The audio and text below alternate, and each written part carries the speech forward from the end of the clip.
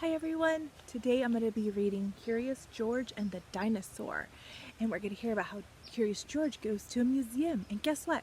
I am reading this book outside of our Santa Barbara Museum of Natural History in their backyard, right next to the creek, so you might be able to hear that as I'm reading. So let's get started. Jimmy's class was taking a field trip to the museum, and George was going along. "We're glad to have you here, George," said Mr. Chauncey, the teacher, "but don't get into trouble." At the museum, Mr. Chauncey began to explain one of the displays. "These rocks are millions of years old." But the students weren't listening.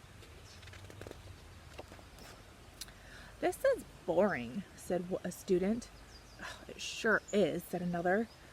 "When is lunchtime?" asked a third. George wandered off. He didn't find the rocks very interesting either. But in the next room, George saw something very interesting.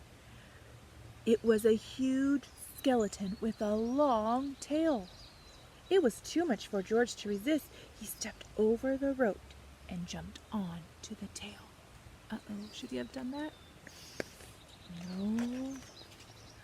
He climbed down and then climbed up. He climbed up and up and up until he reached the skeleton's head. Just then, Mr. Chauncey and the class came into the room. Uh-oh, do you think they saw him on there? "Look at that dinosaur," said Jimmy. "And look at George," he shouted. "Rat him, George," cried a girl. The guards heard the noise. "Get down from there," they ordered. "I'm going to get the director," said another. Uh-oh, do you think George is going to be in trouble? George was scared.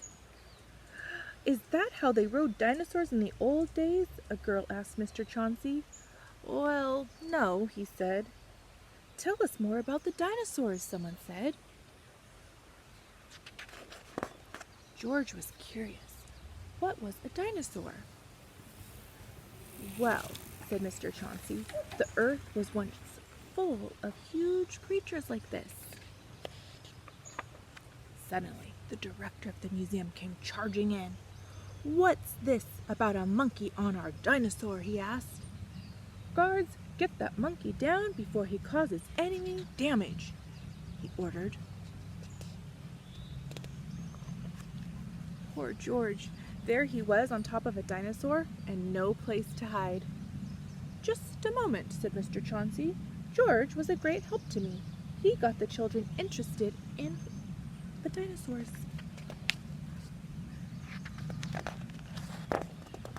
"We wouldn't have listened," said a boy. "It's so interesting," said another. "I want to come back again," said another girl. "Well," said the director, "I can see that our dinosaur isn't damaged. We'll forgive him this time. You can come down now, George," he called. Good thing he's a monkey, he just hopped right down, huh? "Hooray!" the students shouted. Mr. Chauncey said, "I have to thank you for making this visit an interesting one, George, but next time, promise not to ride the dinosaur." When the bus stopped in front of George's house, the man in the yellow hat was waiting.